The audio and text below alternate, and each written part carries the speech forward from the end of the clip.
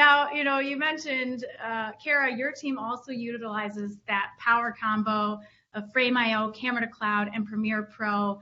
And you've actually prepared a little bit of a showcase of your team's workflow. Can you walk us through what that typically looks like? Yeah, I'm gonna go ahead and share my screen with y'all. Awesome. So pretty much on a normal game day, either if I'm home or if I'm away, just showing you kind of my setup versus Tom's team setup. So we do more run and gun with the camera that's on the court and end up running into the hallway with it and whatnot. So this is just an FX3. We use the Ninja Atomos Connect. So as you can see right here, we just use the monitor. And then you can see the little Wi-Fi connection antennas that we have here. Here's the 5G hotspot that we've used. We've since moved to a different 5G hotspot. We use a Verizon one now. It doesn't, as Tom had mentioned earlier, you can find 5Gs will overheat and you're shooting for an entire basketball game. So having a 5G hotspot overheat in 20 minutes doesn't work well. Anyway, so this is kind of what my setup is. I just grabbed a few screen grabs of kind of how small it is and how nimble it is. So here's a little show of what a normal game day looks like for me. I get into an arena. I will have a copy project that I use every single game. That's just kind of so I don't have to recreate a new project every single game day. I'll rename it. We were playing the 76ers this day. I'll add it to a folder that I've created earlier. So once I walk into the arena, this is all set up. So pretty much this project, it's got 1x1, 4x5s. I have post-game setup with our lower thirds that I know we'll go into a little bit later, but just naming and titles for when we do interviews and whatnot with players. So from here, when I get into the court pregame, I will go ahead and go to Frame and create a new project for that game day. And then I'll go in, as you can see, I was trying to figure out how to cook sweet potatoes. I will go into Cloud and redirect the Ninja so it is able to go into this Frame project. Here you can see I'm just allowing connections for the cloud and then going back into the Atomos Cloud site, I am redirecting the Ninja. So everything that's shot that game, as you can see, right now, everything that's getting shot is going to the Pacers in January. So I'm redirecting it and just telling the Ninja where it needs to drop the files in that game. And then this is one of the most beautiful things. You don't even have to go into Frame. There is a extension within Premiere, and all you have to do is sign in to your Frame account. And everything that I'm shooting throughout the game, you can easily have it right here within Premiere once you've signed in. So here I'm going back, I shot something, Trey warming up, and you'll see it populate within this folder. So this is all happening in real time. And like I said, you don't have to go to, Frame and download the clip and then pull it into Premiere. This extension allows all of those clips to already be directly in Premiere. So once I get a clip, at the start of every game, every lighting in each arena is different. So I'll do a practice clip. I will pull it in. When you're downloading a clip, there needs to be somewhere locally that it can be downloaded as well. So I have a footage folder that I'll have for each game, and I will just drop those clips into the footage folder on my desktop. These are going to be the proxy files, like Tom had kind of mentioned in the video. The first clips that go through are proxy files. You can always go through and re-record. And then I'll drop the video into the project, and I'll pull it into that sequence that I was mentioning earlier. So I'll pull it into my 4x5. You can see right here that I have, depending on what lens I'm shooting on, I'll have two different adjustment layers. We were shooting on the 50 millimeter. We shoot on the 70 to 200 often as well. I will go into that adjustment layer. I'll drop this video in of Trey. I'll go look at it. And then I will go to the adjustment layer and I will color correct the adjustment layer to match what our look is on our Instagram feed. So throughout the game, I don't have to come in and color correct every clip. I've already done enough touching up with this adjustment layer that as soon as I drop a clip in, all the color correction's done. And again, this is all just so everything can happen quicker, because often our social media team is trying to get out clips before, you know, NBA tweets it or, you know, any other sources. We want to be the first ones to get that clip out. So I'll drop it in there, color correct it, and then I'll export it onto my desktop, and it's good to go. So pretty much every single game day, that's what I'll do, and then I'll drop this project in a space where our social team can have it as well. So like I mentioned, if I'm, you know, in LA or if I'm somewhere else and I have an editor back in Atlanta, they can open up this project and they will have this project completely created. They'll have the adjustment layer color corrected so that all they have to do is see what I'm shooting, drop it into their project, and quickly export it for their own use. And then the next thing that I'll show you is just kind of like something that happened this season. This is what our IG looks like after Game 5 that we won in Boston. I'll play it real quick. I think you guys should be able to briefly hear.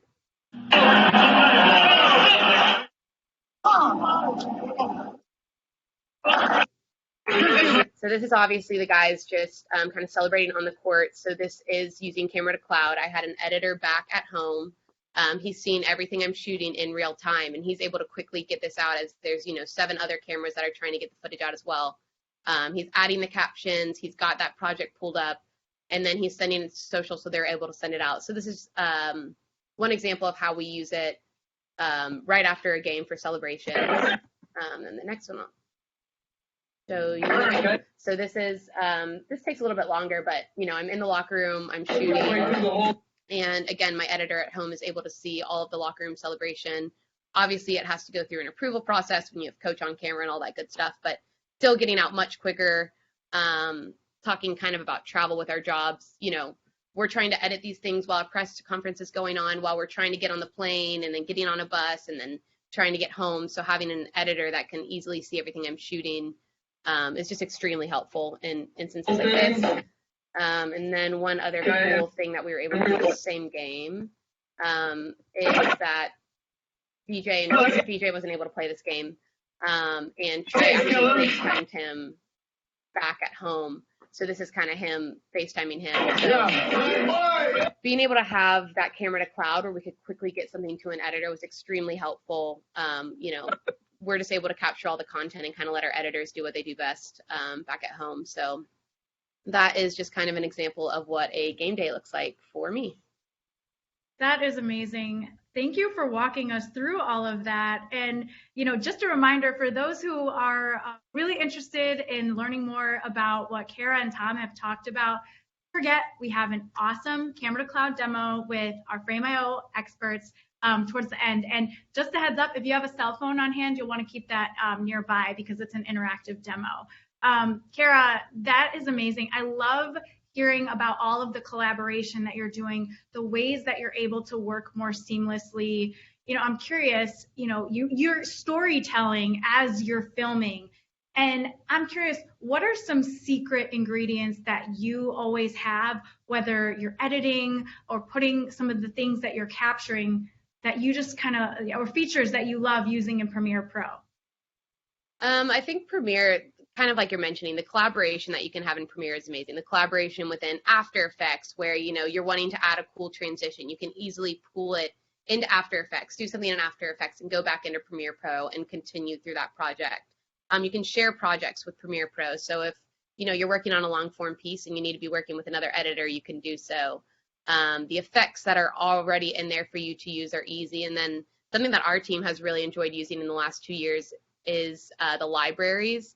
You know, we have a motion graphics designer on our team, and he's able to create, you know, do what he does best and create these motion graphics. I remember a couple years ago, I had to create a hype video for the team, and, you know, motion graphics isn't something I'm great at. So, you know, messaged him and said, could you drop something in the library for me to throw on this video? You know, he can watch the video, he can check it out, and then he can drop it right there in Premiere Pro for me. I'm able to grab it and throw it on my video. So the collaboration is awesome, I think. You know, and it's always updating. Like that frame extension within Premiere now is extremely helpful. So the fact that it's always updating with us, I feel like it's really good at kind of hearing about what our problems are as editors, and they'll fix it, I feel like, on the back end. So that's amazing. I know we've got tons of experts on the call. So Grant, I'm actually going to bring you in to kind of, since we're on the topic of Premiere Pro, you mentioned doing some documentary style content, but what kinds of projects are you working on these days? Well, right now I'm working on the Spurs 50th season documentary. Kind of got back on with them mid last year, and I probably have about episodes under my belt, and they're all pretty extensive as far as the workflow goes. And long form documentary editing is kind of my specialty. I think it can be a very intimidating kind of task looking at it from a big picture. Especially when you are like, how do I fill out a 20 to 30 minute sequence? How do I sum up a career of a legendary player? And, like, where do you even begin? So I think it can be a very intimidating task in that regard. But yeah, that's kind of my focus right now, just the long form editing with the Spurs, which I've kind of, been doing for quite a while. Amazing. I know there is definitely an art to that long form documentary style storytelling. So do you mind kind of walking us through a project that you're working on and talking through some of your tips and tricks that you can share with us? For sure. Give me just a second here. And while he's pulling that up, just a reminder to the audience, please use the Q&A pod to drop your questions. We see the chat is going, and we've got a lot of good questions we'll get to. So Grant, I'll throw it over to you.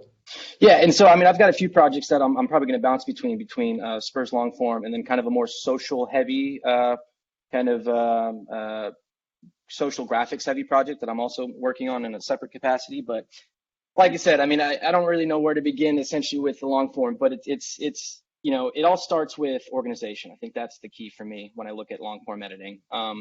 You are basically in this workflow, we were handed kind of a sequence of raw interview bites, which thankfully kind of saved us a lot of time on the back end. But you're given the sequence that you see right here, which is you kind of string it all out. It's about an hour 15 or so.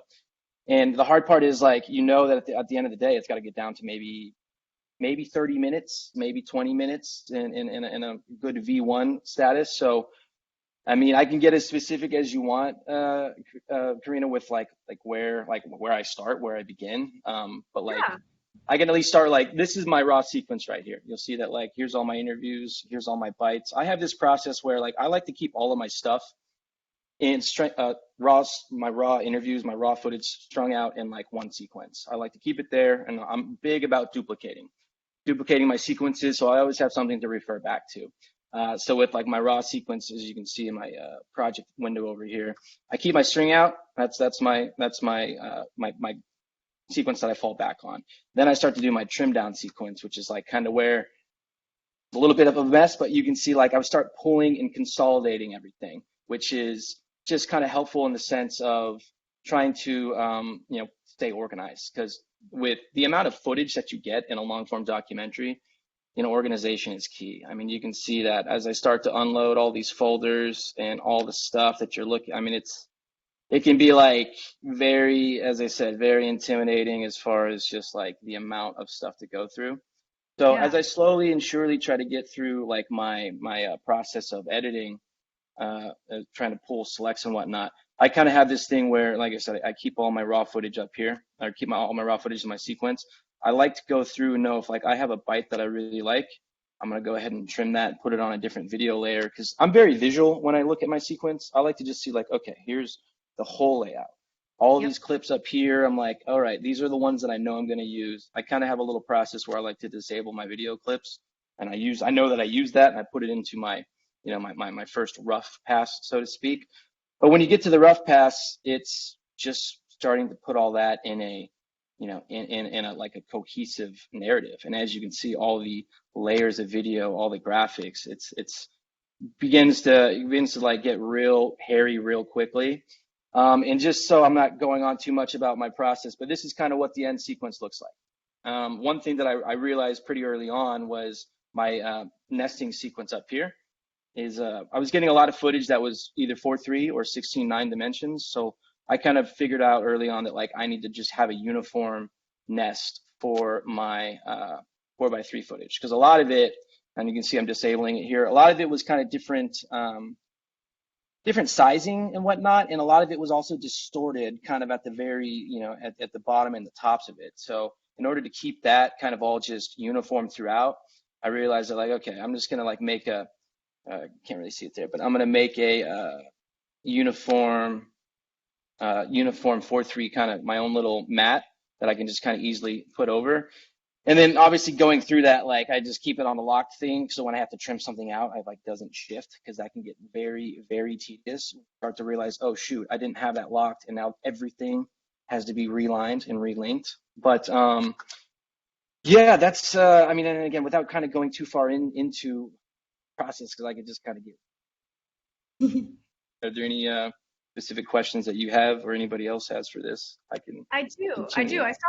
I saw on the string out you had some markers. What's your rhyme and reason for working with those? I know you mentioned you're what's your kind of strategy around working with those? So let me try and find a good like, so for instance, like I said, I like to get all my raw. Let me find a sequence where I kind of am using markers heavy stuff, but like I won't try to dig too deep. But like for instance, when I have all my raw footage, in a sequence, like you can see here, this is 13 hours worth of just game footage.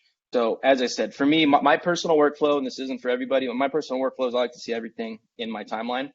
And when you start to realize that you have years and years of games and stuff you got to go through, there's my autosave at the tip right there. Just have your autosave constantly so you don't lose progress. I like to have just a markers to kind of tell where I am in a sequence. I mean, this is a whole game melt, but for like a specific, let's see if I can find like a more marker. So like right here, like this marker heavy one.